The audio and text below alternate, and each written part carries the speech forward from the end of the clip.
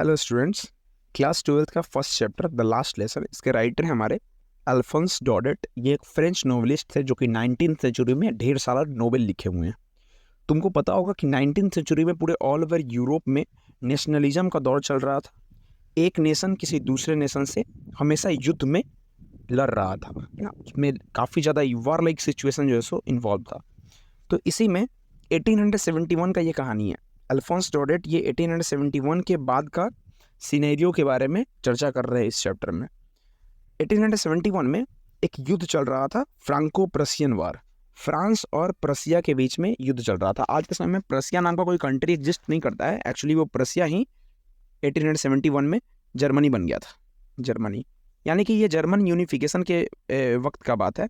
जब जर्मनी का यूनिफिकेशन चल रहा था तो प्रशिया और फ्रांस के बीच में युद्ध होती है, यानी कि जर्मनी और फ्रांस के बीच में युद्ध होती है। और फ्रांस के दो रीजन एल्सेस एंड लोरेन, इन दोनों रीजन को प्रशिया कैप्चर कर लेता है। यहाँ पे मैप में तुम देख सकोगे, है ना। ये बैकग्राउंड है क्योंकि यहाँ से कहानी को एक्सट्रैक्ट किया गया है। यहीं से कहानी का उत्पत्ति हो रहा है जो अल्फोंस डॉडेट अपने इस स्टोरी में बातचीत कर रहे होंगे। तो ये हो गया लोरेन और ये हो गया एल्सेस, यही दोनों रीजन है। ये पूरा का पूरा जर्मनी है जो कि फॉर्म हो रहा होगा 1871 के दौरान। तो ये एल्सेस एंड लोरेन जो है वो कहीं ना कहीं फ्रांस का पहले पार्ट था, लेकिन 1871 में जब ये फ्रांको प्रशियन वार होता है उसी वक्त इन दोनों रीजन को जर्मनी अपने कब्जे में ले लेता है। जर्मनी जब भी किसी रीजन को अपने अंडर में लेगा, कैप्चर में लेगा, उसको कन्क्यूअर करेगा, जीतेगा, तो उन सारे रीजन पे अपने कल्चर, अपने ट्रेडिशन और अपने लैंग्वेज को फोर्सफुली वो इम्पोज करने लगता था।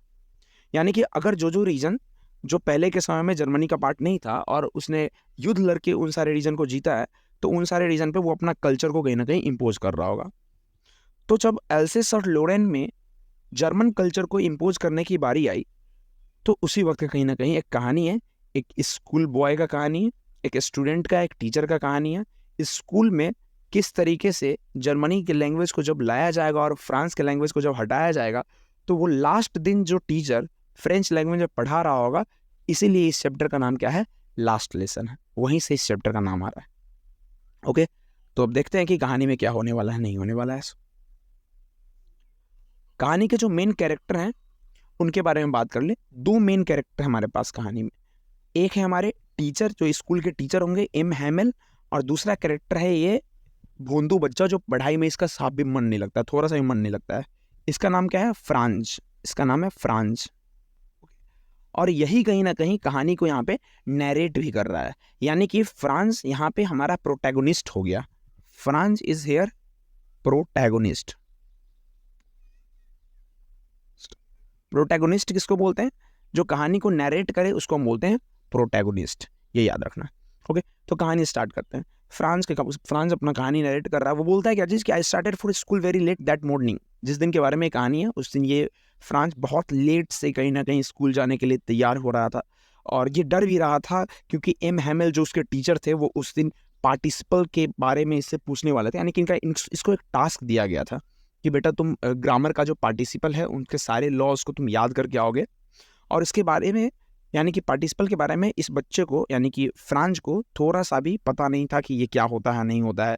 यानी कि ये साफ जो बोलते हैं ना बैक बेंचर, जो एकदम भोंदू गधा बच्चा है ना, उस तरीके का बच्चा था। इसको कुछ भी जानवर किस्म का बच्चा था, है?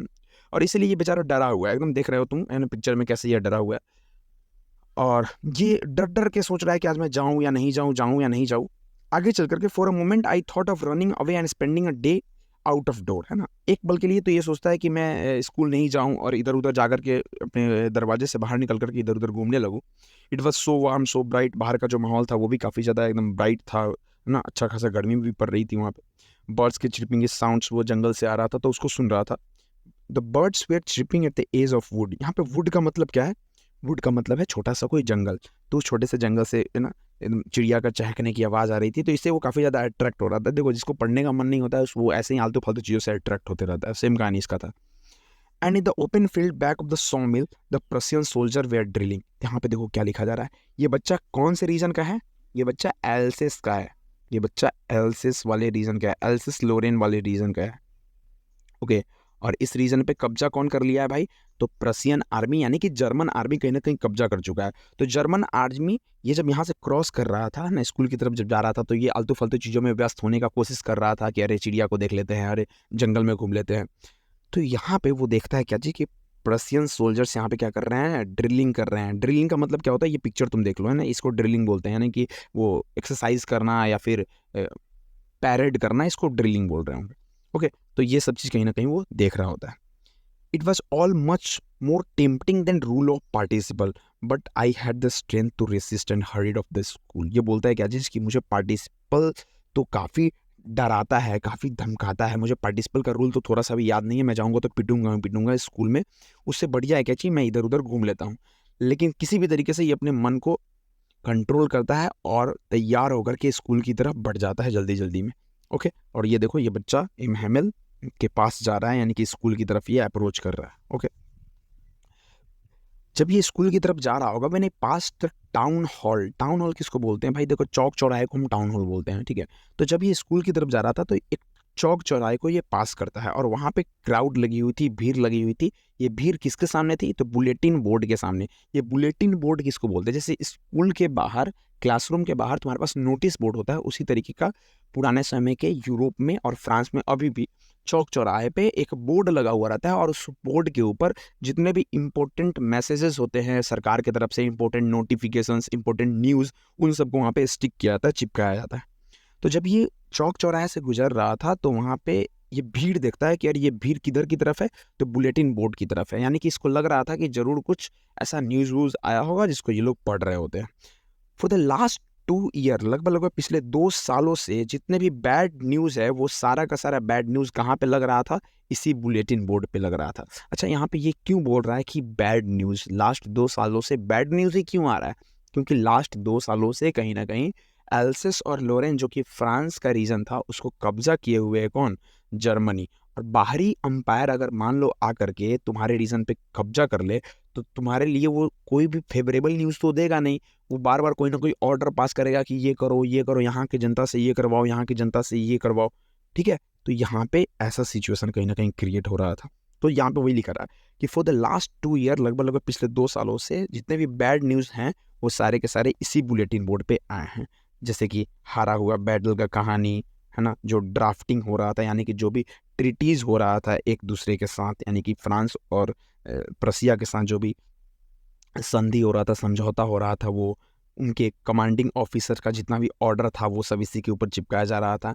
And I thought to myself without stopping why what can be the matter now, है ना। और ये रुक करके थोड़ा सा सोचने लगता है कि भाई आज क्या मामला है जो लोग यहाँ पे भीड़ लगाए हुए हैं। ओके, तो टाउन हॉल का मतलब तो समझ रहे होगे, a building in which local government officer and the employ work and with the public meeting में बी हेल्ड, है ना। तो ऐसा कोई हॉल टाउन के बीच में जहाँ पे पब्लिक मीटिंग्स वगैरह होती हैं, या फिर चौक चौराहे का समय, तुम ऐसा समझ लो, है ना, चौक चौराहा वाला जगह। आगे बोलता है क्या चीज कि then I hurried by as fast as I could go the blacksmith. अब देखो यहाँ पे वो तो थोड़ा सा हल्का सा नजर डालता है उधर की तरफ कि क्या हो रहा है नहीं हो रहा है देखने के लिए, लेकिन उसके बाद फिर अपने मन को वो हटाता है और जल्दी जल्दी जल्दी जल्दी स्कूल की तरफ अप्रोच करने लगता है, क्योंकि वो काफ़ी ज़्यादा लेट हो चुका था। उसी वक्त एक ब्लैक स्मिथ जिनका नाम था वाचर, है ना, ब्लैक स्मिथ मतलब जानते हैं ना, लोहार, है ना। तो वो लोहार जो कि अपने अप्रेंटिस के साथ काम कर रहे थे। अप्रेंटिस किसको बोलते हैं? देखो, अगर मान लो कि तुम काम कर रहे हो, तुम्हारे जो हेल्पर्स होंगे ना उनको अप्रेंटिस यहाँ पे बोल रहे हैं, ठीक है। तो जो ब्लैक स्मिथ वाचर थे वो अपने अप्रेंटिस के साथ बुलेटिन को पढ़ते हुए उसके तरफ आते हैं और बोलते हैं कि अरे बेटा, तुम इतना जल्दी जल्दी दौड़ करके क्यों जा रहे हो? तुम्हारे पास बहुत सारा समय है, तुम आसानी से जा सकते हो अपने स्कूल में। तो इसको थोड़ा सा अटपटा लगा कि अरे ऐसा क्यों बोला जा रहा है। एक्चुअली उस बुलेटिन बोर्ड पे जो न्यूज़पेपर लगा था, ये बुलेटिन बोर्ड हो गया, यहाँ पे जो न्यूज़पेपर, यहाँ पे जो खबर आ रहा था, उस खबर में यही लिखा हुआ था कि फ्रॉम द आज से, यानी कि उसी दिन से, जिस दिन ये न्यूज़ आया उसी दिन के बाद से जितने भी स्कूल्स हैं एल्सेस और लोरेन में, जो कि फ्रांस का पहले पार्ट था, तो और वो फ्रेंच लैंग्वेज यूज़ कर रहे होंगे स्कूल वाले, तो उन सारे स्कूल्स से आज से ही क्या कर देना है?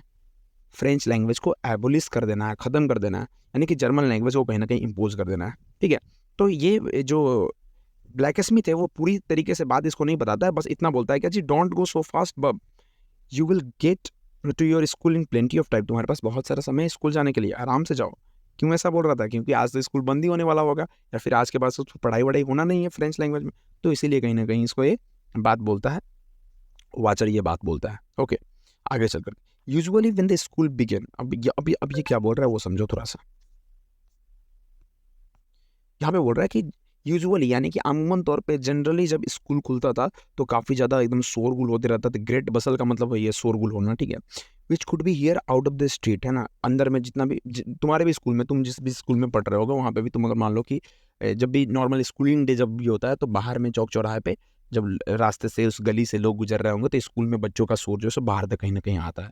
तो वैसा ही कहीं ना कहीं नॉर्मल डे में भी ये एम हैमेल के स्कूल में, फ्रांस के स्कूल में सही जनरल चल रहा था। Usually when school begin there was a great bustle, usually जब भी स्कूल खुलता था तो यहाँ पे बहुत ज़्यादा शोरगुल हो रहा था। विच कुड बी, जिसको आसानी से हम स्ट्रीट पे सुन सकते हैं, बाहर में चौक चौराहे पे सुन सकते हैं। And opening and closing of desk, देखो यूजुअली स्कूल में क्या क्या होता है नॉर्मल डे में, ये तुमसे सीबीएसई वाला एग्जामिनेशन में पूछता है, तो तुम यहाँ पे ऐसे ही बताओगे 1 2 करके, ठीक है। सबसे पहला पॉइंट क्या हो जाएगा कि ग्रेट बसल हो रहा था, इसी में तुम बता दोगे कि यही ग्रेट बसल यानी कि जो शोरगुल का बच्चों का जो शोरगुल का आवाज़ है वो बाहर की तरफ सुनाई देता है। सेकंड तुम बनाओगे क्या चीज़ कि बच्चे बार बार आ जा रहे होते हैं स्कूल में क्योंकि बच्चे यहाँ पे हैं और उथल कुछ मचाएंगे। Opening and closing of desk, desk को ओपन, गेट को ओपन करना क्लोज करना, इसका आवाज़ बाहर तक जा रहा होता है। थर्ड तुम बताओगे लेसन, जो रिपीट किया जाता है, यूनिसन, यूनिसन का मतलब क्या होता है, एक ताल। जैसे कि तुम बचपन में राइम्स वगैरह पढ़ते हो तो एक ताल में एक बच्चा सामने जाकर के बोलता है और पीछे से बच्चे तुम चिल्ला चिल्ला करके बोलते हैं जॉनी जॉनी, तो सारे बच्चे बोलते हैं यस पापा, ईटिंग शुगर तो नो पापा। वैसा ही कहानी यहाँ पे चल रहा था। यूनिसन का मतलब होता है क्या जी, एकदम ताल बैठा करके लेसन को रिपीट करने का आवाज जो है सो बाहर जाता था। ये सब यूजुअली यानी कि जो नॉर्मल डे में होता है ये बात, है ना। Very loud with our hand over our ear to understand better, है ना, हम लोग अपने कानों पे हाथ रख के और जोर जोर से चिल्ला चिल्ला करके अपने राइम्स को गाया करते थे, अपने लेसन को रिपीट किया करते थे। उसके साथ साथ फोर्थ पॉइंट तुम बताओगे कि यूजुअली क्या होता था, टीचर्स जो है वो अपने टेबल पे रूलर से बहुत जोर से पीटा करते थे कि यार शांत हो जा, शांत हो जा। अरे रूलर लेकर के टीचर लोग डेस्क पे नहीं पीटते, मान लो कि तुम बहुत ज़्यादा शोर कर रहे हो तो टीचर आएंगे और तुमको डराने के लिए रूलर निकाल करके पट से पीटेंगे। किस चीज़ के ऊपर भाई, डेस्क के ऊपर, है ना, बेंच के ऊपर, कहीं पे भी, है, ताकि तुम उससे डर जाओ। तो ये किसी भी तरीके से हाँफते हाँफते reached M Hamel little garden all out of breath, है ना, हाँफते हाँफते बेचारा जैसे, क्योंकि ये बहुत लेट हो चुका था तो ये हाँफते हाँफते किसी तरीके से एम हैमिल के छोटे से गार्डन से, एम हैमिल कौन है, टीचर है, और ये टीचर का स्कूल है तो उनके गार्डन से होते हुए कहीं ना कहीं ये हाँफते हाँफते अब क्लास में जाने वाला है, ये बात। अब देखो क्या है, but now it was also still, usually तो ऐसा होता था लेकिन जिस दिन ये जा रहा होता है उस दिन सब चीज शांत है। I had counted on commotion to get to my desk without being seen, ये कोशिश करता है कि ये सारे शोरगुल के पीछे से, यानी कि बच्चे तो शोरगुल कर रहे होंगे इधर उधर, बहुत सारा जो उठा पटक चल रहा होगा तो हम चुपके से किसी न किसी तरीके से इंटर कर जाएंगे स्कूल में। But of course that day everything to be as quiet as Sunday morning, लेकिन ऐसा कुछ था नहीं। स्कूल तो खुला हुआ था, बच्चे भी थे अंदर में, लेकिन थोड़ा सा भी शोरगुल नहीं हो रहा था, मानो ऐसा जैसे कि संडे का मॉर्निंग हो। संडे के मॉर्निंग में जब स्कूल बंद होता है तो जिस तरीके से शांति होता है वैसा ही शांति ये महसूस किया, ऐसा ही शांति कहीं ना कहीं फ्रांस को वहाँ पे देखने को मिलता है। आखिरकार इस शांति के पीछे का वजह क्या है वो धीरे धीरे रिवील्ड होगा इस चैप्टर में। बच्चों ये चैप्टर काफ़ी ज़्यादा इमोशनल चैप्टर है तो इसको थोड़ा सा इमोशन के साथ कनेक्ट करके तुम पढ़ोगे, ठीक है। काफ़ी संवेदनशील चैप्टर है, तुम्हें रोना आ जाएगा। Through the Windows I saw my classmates, ये बोलता है क्या चीज़ कि अब इसको अंदर जाना था, एम हैमिल क्लास ले रहे थे, इसको अंदर जाना था। ये चुपके से विंडो के साइड में जाकर के देखता है कि अरे अंदर में क्या माहौल है, मतलब टीचर गुस्साए हुए तो नहीं है, अंदर में किसी से सुन तो नहीं रहे हैं, जो पाठ है यहाँ पे याद देने जो भी टास्क दिया गया था वो टास्क तो नहीं चेक कर रहे हैं। ये सब चीज़ चेक करने के लिए वो विंडो से अंदर की तरफ देखता है। ऑलरेडी इन देयर प्लेसेस, वो देखता है क्या जी कि जितने भी क्लासमेट्स थे उसके वो सारे लोग अपने अपने जगह पे जाकर के बैठे हुए हैं। एम हैमिल जो है सो एकदम ऊपर नीचे इधर उधर टहल रहे हैं, है ना, अपने आयरन रूलर के साथ, अपने हाथ में वो रूलर लिए हुए, वो आयरन स्टिक लिए हुए जिससे लोग बच्चों को पीटते हैं और वो डेस्क पे पटकते हैं ताकि बच्चा शांत हो जाए। तो ऐसा कहीं ना कहीं वो विंडो के सहारे से बेचारा देख पाता है, एम हैमिल को देख पाता है। तो ये विंडो का तस्वीर और इस तरीके का अंदर का कहीं ना कहीं सीन है, बच्चे आराम से बैठे हुए हैं, ऐसा सीन। देखो बच्चों ये सारे इमेजेस को मैंने एआई से जनरेट किया है ना, ताकि ये सिंक कर सके तुम्हारे लाइंस से। Okay, I had to open the door and go in before everybody. अब इसकी बारी थी, है ना, कि क्लासमेट्स तो चुपचाप अंदर में थे, है ना, सारे लोग एकदम शांति से थे, सो रूल भी नहीं कर रहे हैं कि सबके सो रूल के बीच से किसी भी तरीके से जा करके बैठ जाएगा, ठीक है। तो अब इसकी बारी थी कि अब किसी भी तरीके से डोर खोलना है और सबके सामने अपने आप को प्रेजेंट करना है। अब ये बोल रहा है क्या जी कि तुम इमेजिन करके देखो जरा कि मैं कितना ब्लस्ट हो गया हूँगा, मैं कितना डरा हुआ हूँगा उस वक्त। एक्चुअली ब्लश का मतलब क्या होता है कि लज्जित हो जाना, है ना, मुंह लाल हो जाना, ठीक है। ब्लश का मतलब क्या होता है, मुंह लाल हो जाना। तो ये बेचारा अब वही सोच रहा है कि अरे यार, अब तो मैं काफ़ी पिटाई खाऊंगा सर से, है ना, सारे बच्चे अंदर में जा चुका हूँ, मैं काफ़ी ज़्यादा लेट हूँ और ऊपर से मुझे याद भी नहीं है कि पार्टिसिपल क्या होता है नहीं होता है। तो ये काफ़ी ज़्यादा लज्जित से लाल हो गया था, इसको इतना ज़्यादा शर्म आ रही थी कि इसके शर्म से इसका मुंह पूरा लाल हो चुका था और ये काफ़ी ज़्यादा डरा हुआ था। ये कहीं ना कहीं इमेजिन करने को बोल रहा है तुम लोगों को कि जरा इमेजिन करके देखो कि मैं इस सिचुएशन में कितना ज़्यादा लज्जित होके मेरा फेस लाल हो गया होगा और मैं डर रहा होगा। But nothing happened. M Hamel saw me and said very kindly, go to your place quickly little Franz. अब ये एक चीज़ देख करके इसका तो मतलब कि दिमाग एकदम चकित रह गया, आश्चर्यचकित रह गया कि अरे ये क्या हो रहा है। एम हैमेल जो इतने क्रूर टीचर थे, एकदम क्रैंकी, एकदम फ्रस्ट्रेटेड टीचर, ये आज हमको बहुत ही प्रेम से बोल रहे हैं कि बेटा तुम जाओ, आराम से बैठ जाओ फ्रांस, छोटे फ्रांस तुम जा करके आराम से बैठ जाओ। अरे देखो, हम लोग तुम्हारे बिना ही चैप्टर स्टार्ट करने वाले थे, छोटे फ्रांस जा करके बैठ जाओ। और ये चुपचाप, इसको पता नहीं चल पाता है कि एक्चुअली क्या हो रहा है नहीं हो रहा है, क्योंकि ऐसा इसके साथ कभी हुआ नहीं था स्कूल में। आई jumped over the bench and set down at my desk. वो बोलता है क्या चीज़ कि मैं गया और चुपचाप अपने डेस्क पे जाकर के बैठ गया। अब देखो जरा, है ना, अब वो डिस्क्राइब करेगा कि एम हैमेल उस दिन कैसे स्पेशल दिख रहे थे, है ना, वो क्या क्या ड्रेस पहन के। और यही तुम्हारे पास पूछा जाता है, सीबीएसई तुमसे पूछेगा ना कि एम हैमेल के ड्रेस के बारे में बताओ, एम हैमेल कैसा ड्रेस पहन के आए थे उस दिन, ना, what was special in M Hamel. Not till then when I had gotten little over my fright, जब वो अपने डर से धीरे धीरे धीरे धीरे शांत हो रहा था, यानी कि नॉर्मल हो रहा था, did I see that our teacher had on his beautiful green coat. वो क्या पहने हुए हैं, उसके टीचर ब्यूटीफुल ग्रीन कोट पहने हुए हैं। हिज फ्रिल्ड शर्ट, पर जो फ्रिल्ड शर्ट एक तरीके का शर्ट होता है, ऐसा शर्ट को बोलते हैं फ्रिल्ड शर्ट, देख लो, है ना, यहाँ पे एम्ब्रॉयडरी किया होगा थोड़ा सा, ऐसे ऐसे शर्ट को हम क्या बोलते हैं, ऐसे डिजाइन वाले शर्ट को हम क्या बोलते हैं, फ्रिल्ड शर्ट। ओके, तो वो फ्रिल्ड शर्ट पहने हुए हैं, है ना। Little black silk cap, black colour का सिल्क का कैप पहने हुए हैं। और जितने भी एम्ब्रॉयडरी वाले सामान थे वो कहीं ना कहीं पहने होते हैं, एकदम गढ़ा हुआ, कढ़ाई वढ़ाई किया हुआ एकदम शर्ट वर्ट पहन के आए हुए थे, जो कि वो जनरली कभी भी नहीं पहना करते थे। जब इंस्पेक्शन के लिए कोई बाहर से कोई ऑफिसर वगैरह स्कूल में आता था तब वो पहना करते थे, या फिर जब प्राइज़ को डिस्ट्रीब्यूट करने का दिन होता था, या फिर कोई एनुअल फंक्शन होता था, ड्रेस को पहना करते थे हमारे एम हैमेल जी। लेकिन उस दिन आखिरकार क्या स्पेशल था जो ये ऐसा ड्रेस पहन के आए थे, ये भी देख करके वो थोड़ा सा आश्चर्यचकित हो रहा होगा। कौन? फ्रांस, हमारे लिटिल फ्रांस। उसके बाद और वो क्या स्पेशल देखता है क्लासरूम में, वो क्लासरूम में देखता है कि बूढ़े बूढ़े जितने भी विलेजर्स थे वो आज क्लासरूम में आकर के बैठे हुए हैं। अरे ये क्या हो रहा है, आज स्टूडेंट्स के अलावा ये विलेजर्स क्लासरूम में कैसे आ गए। Beside the whole school seemed so strange and solemn, but the things that surprise me. इसको तो आखिरकार शुरू से ही, यानी कि जैसे वो इंटर किया था उसी वक्त से सब चीज़ को अजूबा लग रहा था, एकदम अजनबी जैसा लग रहा था, सो स्ट्रेंज लग रहा था, ठीक है। लेकिन सबसे ज़्यादा जो सरप्राइज करने वाला जो चीज़ था यहाँ पे, वो क्या था कि जो वो देखता है कि बैक बेंचेस पे जो हमेशा कहीं ना कहीं इम्प्टी रहा करता था, वहाँ पे विलेज के लोग आकर के चुपचाप शांति से बैठे रहे हैं, जैसे हम लोग बैठते हैं। ओल्ड हाउसर, हाउसर क्या है, वो उनमें से एक बूढ़े आदमी का नाम है कहीं ना कहीं ओल्ड हाउसर, मतलब हाउसर नाम है, वो बूढ़े थे।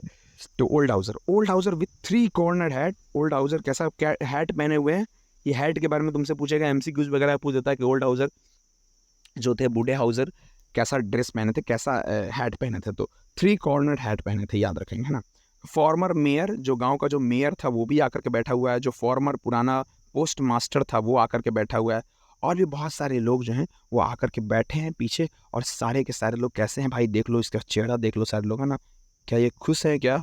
ये सारे लोग उदास बैठे थे। आखिरकार ये लोग उदास क्यों थे, ये भी इसके लिए सबसे बड़ा सवाल था। फ्रांस के लिए ये भी सबसे बड़ा सवाल था कि आखिरकार ये लोग उदास क्यों है यार। ओल्ड हाउसर के हाथ में क्या रहता है वो समझो। ओल्ड हाउसर अपने साथ बहुत पुराना प्राइमर लेकर के आते हैं। ये प्राइमर का मतलब क्या होता है यार, देखो, जैसे कि बच्चों को पढ़ाने के लिए अल्फ़ाबेट का जो किताब होता है ना, उसको हम लोग प्राइमर बोलते हैं, सीधी सादी बात। तो वहाँ पे वो एम हैमेल क्या चीज़ के टीचर थे भाई? फ्रेंच। जैसे देखो ग्रामर होता है तो हिंदी ग्रामर होता है, इंग्लिश ग्रामर होता है, उसी तरीके से फ्रेंच लैंग्वेज को जानने के लिए भी ग्रामर पढ़ते थे, तो वो लोग फ्रेंच ग्रामर कहीं ना कहीं पढ़ाते थे एम हैमिल लोगों को, बच्चों को, ठीक है। तो जो हाउजर था वो प्राइमर लेकर के आता है अपने साथ, और वो ऐसा प्राइमर था जो एकदम साइड पे थम्ब्ड एज एजेस। थम्ब्ड एज एजेस का मतलब क्या होता है भाई? देखो अगर मान लो कि ये किताब है, तो कभी कभी होता है ना कि तुम नया किताब लाते हो तो एकदम हर जगह एकदम एजेस पे एकदम कोना निकला हुआ रहता है, लेकिन जितना ज़्यादा उसको तुम यूज़ करोगे तो कोने पे वो जो है सो थंब लगते लगते लगते लगते वो पूरा जैसे मुड़ा जाता है। तो उसी को बोलते हैं क्या जी? वो मुड़ जाने को ही बोल रहे हैं यहाँ पे इंग्लिश में, thumbed at edges. Okay. And held it open on his knees. वो बेचारा ओल्ड हाउजर आकर के घुटनों पे इस किताब को रख करके और चीज़ों को समझने का कोशिश करता है। With his great spectacles lying across the pages. वो नज़र पूरी तरीके से कहाँ पे गड़ाए हुए भाई? पेज के ऊपर गड़ाए हुए कि आज तो हम सब चीज़ सीख लेंगे। तुमको पता चल रहा है कि ऐसा क्यों हो रहा है? क्योंकि आज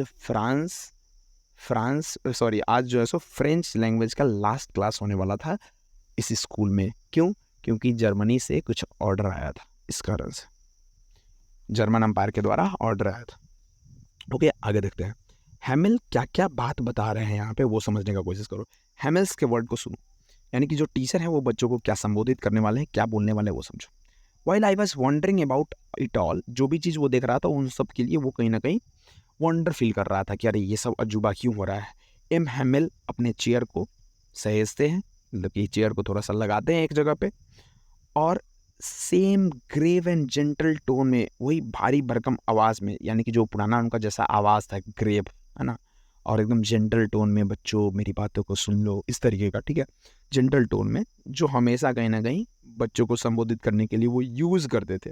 वो बोलते हैं कि my children, this is the last lesson I shell give you. बच्चों, आज मैं जो भी पढ़ाऊँगा, आज जो भी पाठ पढ़ाने वाला हूँ, वो मेरे द्वारा पढ़ाया गया तुम्हारे लिए लास्ट क्लास होगा, लास्ट लेसन होगा। वो आगे बताते हैं कि ऐसा क्यों है। The order has come from Berlin to teach only German in the school of Alsace and Lorraine. Alsace और लोरेन वाले जितने भी जगह है, उन सब जगहों पे जितने भी स्कूल्स है, उन सारे स्कूल्स में अब सिर्फ और सिर्फ एकमात्र लैंग्वेज यूज़ किया जाएगा, और वो लैंग्वेज होने वाला है जर्मन लैंग्वेज। और ये ऑर्डर कहाँ से आया है? बर्लिन से आया है। बर्लिन से क्यों? क्योंकि Berlin is the capital of Germany, इस कारण से। और जर्मनी के कब्जे में आ चुका था एल्सेस और लोरेन। अगर मान लो कि तमिलनाडु में कोई ऑर्डर को पास करवाना है और तमिलनाडु में कोई ऑर्डर देना है, तो ऑर्डर कहाँ से जाएगा? सेंटर के कैपिटल से जाएगा, इंडिया के कैपिटल से, यानी कि दिल्ली से जाएगा। इन द सेम वे बर्लिन से कहीं ना कहीं, यानी कि जो कि जर्मनी का राजधानी था, वहाँ से ऑर्डर जाता है एल्सेस और लोरेन में जितने भी स्कूल्स हैं, उसमें जर्मन लैंग्वेज अब बोला जाएगा सिर्फ और सिर्फ, और उसी से पढ़ाया जाएगा। The new master come tomorrow. बच्चों, तुम्हारा नया मास्टर जो जर्मन लैंग्वेज में पढ़ाएगा वो कल आने वाला है, और इस तरीके से ये जो आज का क्लास है वो तुम्हारे लिए लास्ट लेसन है। तो हम चाहते हैं कि तुम सारे लोग थोड़े से अटेंडिव होकर के बैठो, क्योंकि ये लास्ट लेसन है, इसलिए थोड़ा सा इस पर ध्यान दे देना बच्चों, ठीक है। ये बोल रहा है। अब ये बेचारा सोच रहा है, my last French lesson, why I hardly knew how to write. ये मतलब ये बच्चा बेचारा पूरा उदास हो गया, और ये सोच रहा है कि अरे भगवान, ये मेरा लास्ट फ्रेंच लेसन होने वाला है, ऐसा क्यों? मैं तो कुछ जानता भी नहीं हूँ, मतलब मैं तो कुछ जानता भी नहीं हूँ कि कैसे लिखा जाता है इन सारी चीज़ों को। I should never learn any more. अब मैं इसे कभी नहीं पढ़ूंगा। I must stop there then. इसका मतलब यह है कि मुझे अब यहीं पे जितना आता है उतना ही पे रुक जाना पड़ेगा। Oh how sorry I was for not learning my lesson. ये बेचारा बहुत ही अपने आप में शर्मिंदगी महसूस कर रहा होता है कि मैं कितना बेवकूफ़ था जो मैं थोड़ा सा भी अपने लेसन पे ध्यान नहीं देता था जब एम एम एल पढ़ाया करते थे। फॉर सीकिंग बर्ड एग, मैं हमेशा चाहता था कि जब पढ़ाने का बात आता था तो ये हमेशा बर्ड के एग को ढूंढने के लिए निकल जाता था। सार एक रिवर है बच्चों, याद रखना। सार एक रिवर है, कहाँ पे? फ्रांस में। तो सार रिवर पे जा करके वो पानियों में स्लाइड किया करता था। यानी कि पढ़ाई को छोड़ करके इसको सारा चीज़ करने में काफ़ी ज़्यादा मन लगता था। तो देखो यही है कि जब तुम पढ़ोगे नहीं और लास्ट दिन आएगा तो तुमको भी अफसोस होगा, ठीक है। जब तुम काफ़ी साल तुम बर्बाद कर दोगे और एक बैग तुम्हारा जब इंग्लिश का एग्जामिनेशन आएगा या फिर तुम्हारा बोर्ड का एग्जामिनेशन आएगा, तो उस वक्त तुमको भी क्या होगा, इस तरीके का पछतावा होगा, ठीक है। इसलिए बोल रहे पढ़ लो कुछ। My books that had seemed such a nuisance a while एगो। जो बुक इसको काफ़ी ज़्यादा बकवास लगता था कुछ समय पहले, जो काफ़ी ज़्यादा हेवी लगता था कैरी करना। माई ग्रामर, जो मेरा ग्रामर था, जो मुझे कुछ भी नहीं आता था, मेरा हिस्ट्री ऑफ सेंट जो मुझे काफ़ी बेकार लगता था, यानी कि उसका जो इतिहास था, फ्रांस का इतिहास पढ़ना, इसको काफ़ी ज़्यादा बेकार लगता था। पढ़ाई से इसका रिश्ता नाता ही नहीं था, साफ इसको बेकार लगता था। Were old friend now that I couldn't give up, ये सारे मेरे दोस्त बन चुके हैं, पुराने दोस्त बन चुके हैं, जिसे मैं अब नहीं छोड़ सकता हूँ। ऐसा कहीं ना कहीं ये सोचने लगता है ना, मतलब ये सोच रहा है कि अरे यार ये सब मुझे अब छोड़ना पड़ जाएगा। ठीक है, देखो, जब समय था तो आप पढ़े नहीं, और जब समय बीत रहा है तो आप अफसोस कर रहे हैं, ऐसा कहानी है कहीं ना कहीं। And M Hamel too, the idea that he was going away, that I should never see him again, made me forget all about his ruler and how cranky he was. अब ये एम हैमिल, जिसके बारे में ये हमेशा बुराइयाँ करता था, ये हमेशा बोलता था कि यार इतना खड़ूस मास्टर, जब ये सोच रहा है कि एम हैमिल का भी अब ये लास्ट क्लास है और कल से एम हैमिल को भी मैं नहीं देख पाऊंगा, तो एम हैमिल के लिए भी इसको काफ़ी ज़्यादा बुरा लग रहा है कि अरे यार एम हैमिल को अब कल से नहीं देख पाएंगे, ऐसा ये बेचारा पश्चाताप कर रहा है, इसको काफ़ी ज़्यादा बुरा लग रहा है। अब एक और बात ये सोचता है, ओ द रीचेज। बच्चों, यहाँ पे रीचेज किसको बोला जा रहा है? रीचेज का मतलब मनहूस होता है। रीचेज का मतलब होता है मनहूस, और मनहूस बोल करके किसको संबोधित किया जा रहा है? वो जर्मन लोगों को संबोधित किया जा रहा है। ओह द मनहूस German, that was what they had put up at the town hall. Oh, वो मनहूस लोग यही न्यूज़ शायद बुलेटिन बोर्ड पे टाउन हॉल पे चिपकाए थे। अब मुझे समझ में आ रहा है। ठीक है, आगे देखो। Poor man, it was in honour of his last lesson that he put of this fine Sunday clothes. अब ये क्या बोल रहा है कि भाई, अब इनको मतलब कि ये बोल रहा है कि वो बेचारा वो आदमी, पुअर मैन का मतलब क्या हो रहा है यहाँ पे? बेचारा आदमी। अब किन के बारे में बेचारा आदमी बोल रहा है ये? तो एम हैमिल के बारे में। ओह बेचारा आदमी। तो इस लास्ट लेसन को सम्मान देने के लिए वो आज अच्छा वाला क्लॉथ पहन के आए थे। Now I understood why the old man of the village. अब मुझे सारा चीज़ समझ में आने लगा कि क्यों ये ओल्ड मैन पीछे आराम से आकर के बैठे हुए हैं और मुंह लटका करके बैठे हुए हैं, एकदम उदास बैठे हुए हैं। It was because they were sorry to that they had not gone to school more, है ना। अब ये इसलिए बैठे हुए थे बूढ़े लोग, क्योंकि इनको भी अब वो पश्चाताप हो रहा था, इनको भी वो उस तरीके का बेकार बुरा लग रहा था कि अरे यार मैं किस लिए स्कूल नहीं गया, है ना। मुझे भी स्कूल जाना चाहिए था, मुझे भी फ्रेंच लैंग्वेज सीखना चाहिए था। It was their way of thanking our master for his 40 year of faithful service. ये याद रखेंगे, कितने साल यहाँ पे सर्विस दे करके जा रहे हैं एम हैमिल? 40 साल तक का सर्विस दे करके इस स्कूल में जा रहे थे एम हैमिल। तो ये 40 साल का जो सर्विस था, उसके लिए ये ग्रेटिट्यूड दिखाने के लिए ये सारे ओल्ड मैन इकट्ठा हुए थे कहीं ना कहीं क्लास में, और showing their respect for the country that was their no more, है ना। तो यहाँ पे ये लिखा जा रहा है कि ये सारे लोग आए थे ये एम हैमिल को रिस्पेक्ट देने के लिए, या फिर अपने कंट्री को रिस्पेक्ट देने के लिए, जिसके पार्ट अब वो नहीं है। क्यों? क्योंकि वो फ्रेंच के पार्ट थे, फ्रांस कंट्री के पार्ट थे, लेकिन अब कौन इसको कॉन्क्योर कर लिया, कौन ऑक्यूपाई कर चुका है? जर्मनी के लोग इसको ऑक्यूपाई कर चुके हैं। तो ये बात है कहीं ना कहीं। France call. अब फ्रांस की बारी आती है। While I was thinking of all this, जब ये इन सारी चीज़ों के बारे में सोच रहा था, ये सुनता है कि एम हैमिल मेरा नाम पुकार रहे हैं। It was my turn to recite. अब इसकी बारी थी वो सारे पाठ को सुनाने का। What would I not have given to be able to say the dreadful rule of participle all through, जिसको मैं किसी भी तरीके से नहीं सुना सकता था, क्योंकि ये जो इतना भयानक भयानक रूल था पार्टिसिपल का, ये किसी भी तरीके से इसको याद नहीं था। Very loud and clear and without one mistake, है ना। ये बहुत ही लाउड, बहुत ही क्लियर और बिना किसी मिस्टेक के ये एक वर्ड भी नहीं बोल सकता था, इसको कुछ आता ही नहीं था मतलब। But I got mixed up on the first word and stood there. ये खड़ा होता है और पहले ही वर्ड में एकदम फंस गया, है ना। जैसे कि तुम मतलब तुमसे सर पूछे कि तुम चलो पार्टिसिपल सुनाओ, तो तुम बोलोगे sir participle participle participle is sir याद नहीं आ रहा है। ऐसा ही कहानी कहीं ना कहीं इसके साथ हो रहा था। But I got mixed up on the first word and stood there holding on my desk. वो डेस्क पकड़ के चुपचाप खड़ा हो गया, लज्जित होकर के। उसका हार्ट बीट करने लगा बहुत जोर से, जैसे कि टीचर के सामने तुम गए, टीचर बोल रहे हैं कि बेटा तुमसे हम 5 दिनों से लगातार तुमको होमवर्क दे रहे हैं कि 5 दिन बाद तुमसे सुनेंगे नहीं तो बहुत भयानक तरीके से पिटाई करेंगे। तो उसके बाद जब तुमको खड़ा कराया गया और तुमसे पूछा जाएगा कि बेटा तुम वो चीज़ बताओ, और उसके बावजूद तुमको याद नहीं है, तो थोड़ा डर लगेगा, क्योंकि तुमको वार्न किया जा चुका था, तुमको पिटाई लगी। तो इसका हार्ट एकदम बहुत जोर से बीट करने लगा। Not daring to look up, इसके पास हिम्मत नहीं हुई कि वो थोड़ा सा ऊपर नज़र उठा करके देखे सर के ऊपर। ठीक है, तो ऐसा कहीं ना कहीं ये फ्रांस से जब वो पार्टिसिपल सुनने के लिए आए, उस वक्त की कहानी है। एम हैमिल जब फ्रांस से ये पार्टिसिपल का लेसन सुनने के लिए आए, तो उस वक्त क्या रिएक्शन था, ये कहीं ना कहीं यहाँ से आंसर बन जाएगा। ठीक है, what was the France reaction, how France respond to the M Hamel, M Hamel को किस तरीके से प्रतिक्रिया देता है वो। आई heard M Hamel say to me I won't scold you. अब देखो, अब एम हेमल किस तरीके से, क्योंकि लास्ट लेसन था ना, तो एम हेमल भी किसी को पीटना वीटना नहीं चाहते थे। एम हेमल बस एहसास करवाना चाहते थे कि देखो तुम लोग और हम लोगों के द्वारा, मतलब पूरे यहाँ पे जितने भी लोग रह रहे हैं तुम्हारे पेरेंट्स के द्वारा, मेरे द्वारा और तुम्हारे द्वारा कितना बड़ा गलती हुआ है कि हम लोग फ्रांस में रहते हुए भी फ्रेंच लैंग्वेज नहीं सीख पाए। वो बोलते हैं एम हेमल, आई हियर्ड एम हेमल, यानी कि वो सुनता है कि एम हेमल उसको बोल रहा है कि आई won't scold you little France, little France, छोटे फ्रांस, मैं तुम्हें नहीं डांटूंगा, तुम्हें भी बहुत बेकार लग रहा होगा, मुझे पता है कि तुम्हें काफ़ी ज़्यादा बेकार लग रहा हो। See how it is every day we have said to ourself. अब वो समझाने का कोशिश करते हैं कि देखो क्या हुआ है हम लोग के साथ, है ना, हम लोग हमेशा हर रोज़ यही बोलते आ रहे हैं कि अरे वाह हमारे पास बहुत सारा समय है, बहुत सारा समय है, हम लोग कल पढ़ लेंगे, कल पढ़ लेंगे, जो कि कल कभी भी नहीं आ पाया। That's the great trouble with the else's. और ये एल्सेस के साथ भी सेम कहानी है, ये जो भी काम है वो हमेशा कल के ऊपर छोड़ देती है। एल्सेस के लोग जो हैं वो हर कामों को कल के ऊपर छोड़ देते हैं। पीछे जो बूढ़े लोग बैठे हुए हैं सबको कहीं ना कहीं संबोधित करते हुए बोला जा रहा है कि ये एल्सेस का यही सबसे बड़ा बीमारी है, यही सबसे बड़ा प्रॉब्लम है, यही सबसे बड़ा शिकायत है कि एल्सेस के रहने वाले जितने भी लोग हैं वो हर चीज़ों को कल के ऊपर छोड़ देते हैं कि अरे कल कर लेंगे, कल कर लेंगे। कल करते करते देखो क्या हो गया, नौबत क्या आ गया, लास्ट दिन आ चुका है और ये लास्ट क्लास है फ्रांस का, उसके फ्रेंच लैंग्वेज का, उसके बावजूद तुम लोगों को फ्रेंच लैंग्वेज नहीं आ पाएगा। हैमिल गाइड टू स्टूडेंट, अब हैमिल क्या करेंगे, गाइड करने वाले स्टूडेंट्स को।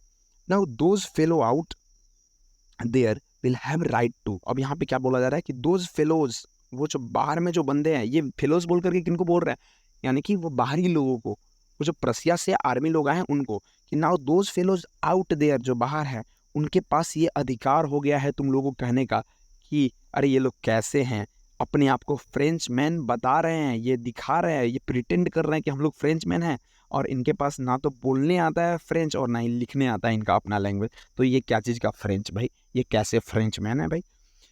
But you are not the worst poor little Franz. अब फिर उसके बावजूद यहाँ पे फिर से सांत्वना देते हुए एम हेमल समझाते हैं किसको, लिटिल फ्रांस को, कि लिटिल फ्रांस तुम ही सिर्फ और सिर्फ इसमें गलती नहीं हो, इसमें हम सारे लोगों का गलती है कि हम लोगों को फ्रेंच लैंग्वेज नहीं आता है।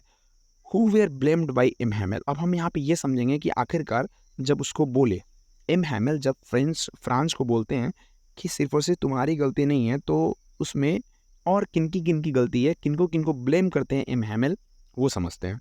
तुम्हारे पेरेंट्स जो कभी भी चिंतित नहीं थे कि तुम्हें पढ़ाया जाए, वो हमेशा यही सोचते थे कि बच्चा जाएगा फार्म पे, बच्चा जाएगा मिल पे, ताकि थोड़ा सा एक्स्ट्रा मनी कमाया जा सके, वो भी इक्वली ब्लेम्ड है ना। तो ऐसे तुम्हारे पास क्वेश्चन आया कि who were blamed by M Hamel, तो फर्स्ट करके तुम बताओगे क्या चीज़ कि यहाँ पे एम हेमल उन बच्चों के पेरेंट्स को भी ब्लेम कर रहे हैं जो अपने बच्चों को कभी भी स्कूल पढ़ने नहीं भेजते थे और उसको हमेशा चाहते थे कि अरे फार्म पे जाकर के काम कर लेगा, मिल पे जाकर के काम कर लेगा, ताकि कुछ ज़्यादा पैसा आ जाए। ठीक है, सेकंड वो ब्लेम खुद को करते हैं, और मैं भी खुद अपने आप को ब्लेम करता हूँ।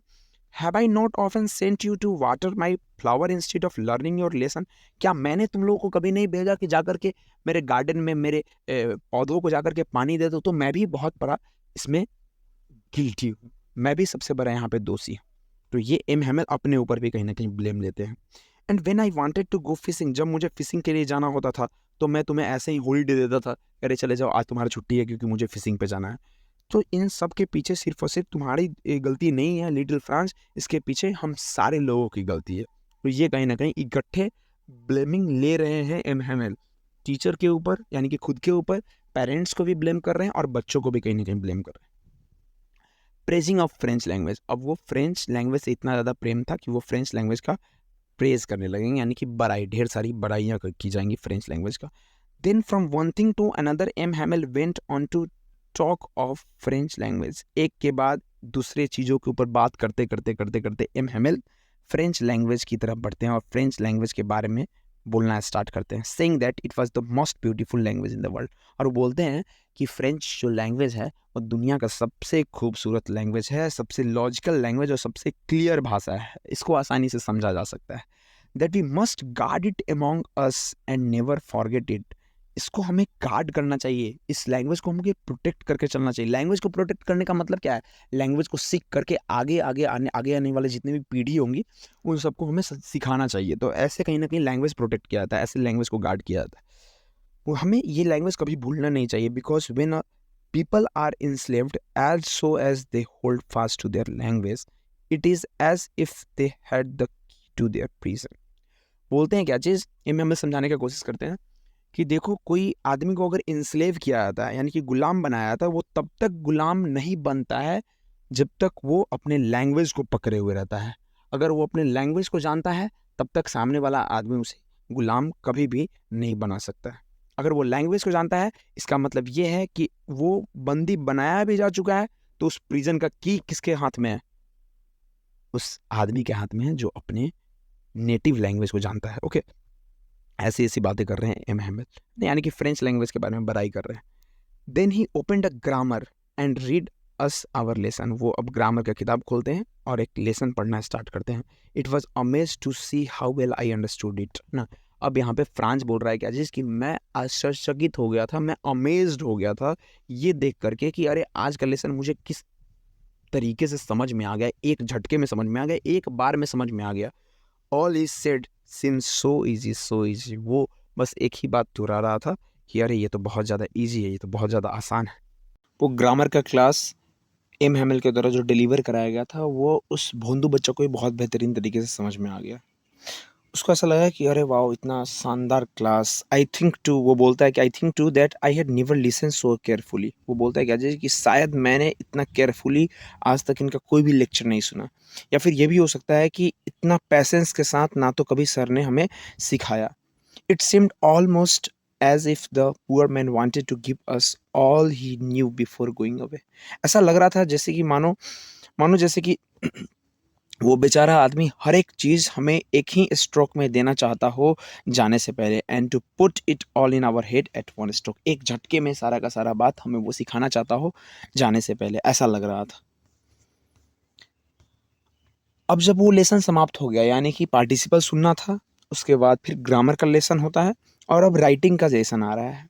After the grammar we had a lesson in writing. जब वो ग्रामर का लेसन समाप्त हो जाता है तब अब बारी आती है, राइटिंग की बारी आती है। दैट डे एम हैमिल, उस दिन एम हैमिल बहुत ही खूबसूरत कॉपीज लेकर के आए थे बच्चों के लिए, जिसके ऊपर राउंड हैंड से लिखा गया था फ्रांस एल्सेस, फ्रांस एल्सेस, यानी कि ये जो एल्सेस है वो हमेशा फ्रांस का रहेगा, ये जो एल्सेस है वो हमेशा फ्रांस का रहेगा। They looked like little flag floating. जब ये कॉपी को एम हैमिल पूरे बच्चों में बांट देते हैं तो हर जगह कॉपी ही कॉपी दिखती है। ऐसा मानो जैसे कि डेस्क के ऊपर एक फ्लैग लहरा रहा हो, यानी कि फ्लैग के रूप में वो दिख रहा था, फ्लैग जैसा लिख रहा था, ऐसा मानो कि हर जगह क्लासरूम में बस वही फहरा रहा हो। You ought to have seen how everyone set to work। तुम्हें ये देख करके अचंभा लगेगा कि मानो जैसे किस तरीके से सारे लोग एकदम काम पे लग गए और कितना शांति माहौल था पूरा का पूरा। एक ही आवाज आ रहा था उस वक्त, वो था क्या? स्क्रैचिंग का, पेन का जो स्क्रैचिंग हो रहा था पेपर के ऊपर, पेन का जो घसने का आवाज था, सिर्फ और सिर्फ वही सुनाई दे रहा था। क्लास पूरी तरीके से साइलेंट था, सारे लोग एकदम मग्न हो चुके थे अपने अपने काम करने में। वंस सम बिटल, एक समय तो लिखते लिखते एक समय ऐसा आया कि बिटल जो था वो क्लासरूम में आया था। बिटल ऐसा एक छोटी सी कीड़ा मकोड़ा होता है बिटल, वो क्लासरूम में आ गया, लेकिन कोई आदमी उसके ऊपर अटेंशन नहीं दे पाया क्योंकि सारे लोग बिजी थे। Not even the little ones, उस क्लास में छोटे मोटे बच्चे बैठे थे, वो भी अपने काम में इतने ज़्यादा मग्न थे कि वो बिटल के ऊपर अटेंशन नहीं देते हैं। ये सब अनकॉमन है, मतलब कि ये सब यूजुअली ऐसा नहीं होता था। बिटल आ गया तो बच्चे बिटल के साथ खेलने लगते थे। वो फ्रांस खुद चिड़ियों से खेलने लगता था और बिटल से खेलने लगता था। तुमको तो पता ही है। Who work right on tracing, ये बच्चे थोड़े से भी अटेंशन, छोटे छोटे बच्चे, उस क्लासरूम में सारे एज ग्रुप के लोग थे। यहाँ से ये बात हमें पता चलता है। फ्रेंच सीखने के लिए छोटे छोटे नन्हे मुन्ने बच्चे से लेकर के वो फ्रांस से लेकर के बूढ़े बूढ़े लोग भी क्लासरूम में शामिल थे।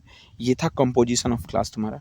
हु वर्क राइट, वो जो बच्चे थे वो फिश हुक जानते होगे, जैसे कि एक फिश को निकालने वाला जो वो बंसी होता है जो लोग गांव में यूज़ करते हैं, उसका ड्राइंग था और उसके ऊपर वो लोग डॉट्स को जोड़ रहे थे। जैसे बचपन में नहीं होता है, सेव को इस तरीके से डॉट डॉट डॉट डॉट करके दिखा दिया था और बच्चों को बोला जाता है कि बच्चा इसको क्या करो, तुम जोड़ो, तो ऐसे सेव बनता है। ठीक है, तो वैसा ही यहाँ पे बच्चे काम करते थे, छोटे छोटे बच्चे, है ना। यहाँ पे लिखता है कि they work right on tracing their fish hook as if that was French, ऐसा मानो जैसे कि वो भी एक फ्रेंच लैंग्वेज हो, इस तरीके से वो उन सारी चीज़ों को सीखने का कोशिश कर रहे थे। ऑन द रूफ, छत पर से पिजन के कू कू करने की आवाज़ आती है। पिजन कूड वेरी लो, और वो सोचता है, एम हैमेल सोचता है कि क्या ये, यानी कि जो जर्मन लोग हैं, क्या ये चिड़िया को भी जर्मन में सिंगिंग करना सिखा देंगे? क्या ये पिजन को भी जर्मन बोलना सिखा देंगे? क्या इनसे भी वो जर्मन बोलवाएंगे? ये सोच करके वो कहीं ना कहीं इशारा कर रहा है उन सारे जर्मन, उन सारे मनहूस लोगों के ऊपर, वो जो जर्मन मनहूस लोग जो एल्सेस और फ्रांस के लोगों को तंग करने के लिए कहीं ना कहीं आ रहे हैं।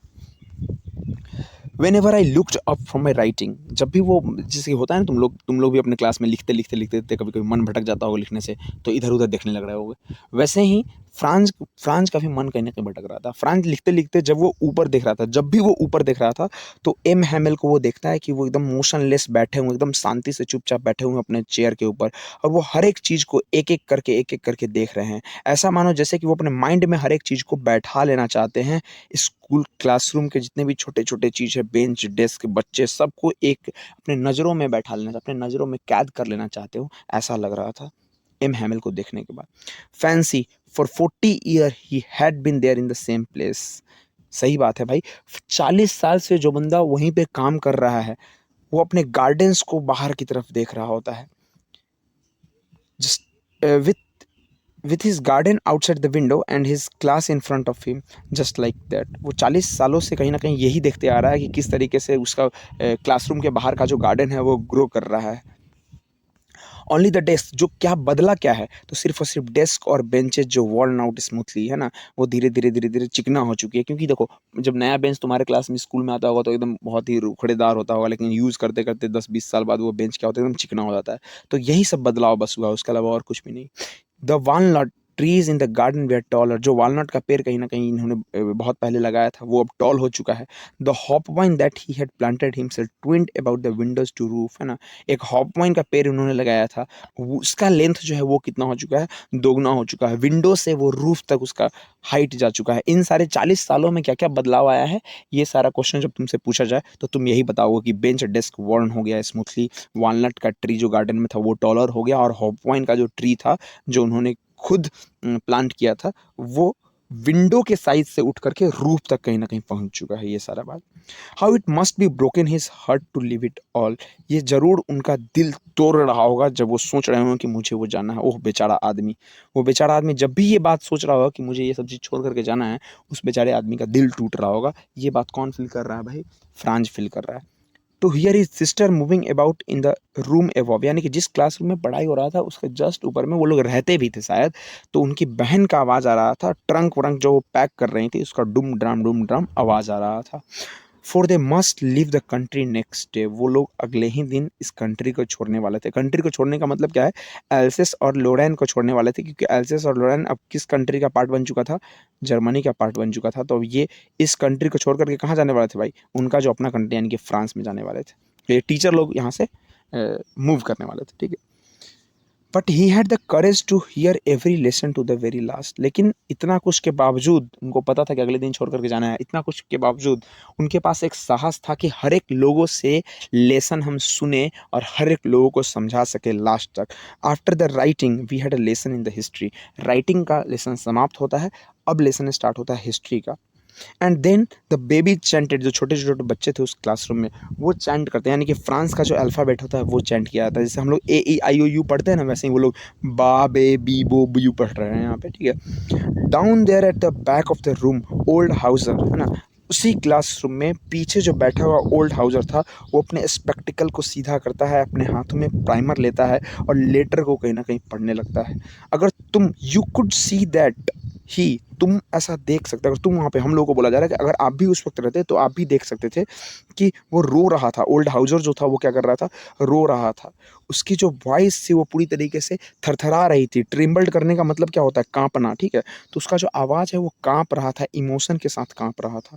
ये जब वो बोल रहा था, ओल्ड हाउसर जब आवाज़ निकाल रहा था, तो ये काफ़ी ज़्यादा फनी भी लग रहा था कि बच्चे जो यहाँ पे फ्रांस था वो रोए कि हंसे, उसे पता ही नहीं चल रहा था, वो रो भी रहा था और हंस भी रहा था। Okay, it was so funny, यानी कि जो ओल्ड हाउसर का आवाज़ था वो काफ़ी ज़्यादा फनी आ रहा था। क्यों? देखो ना, थरथराता हुआ आवाज़, कांपता हुआ आवाज़, बूढ़े आदमी का कांपता हुआ आवाज़, तुम जब सुनोगे तो तुमको खुद हंसी आता है, ठीक है।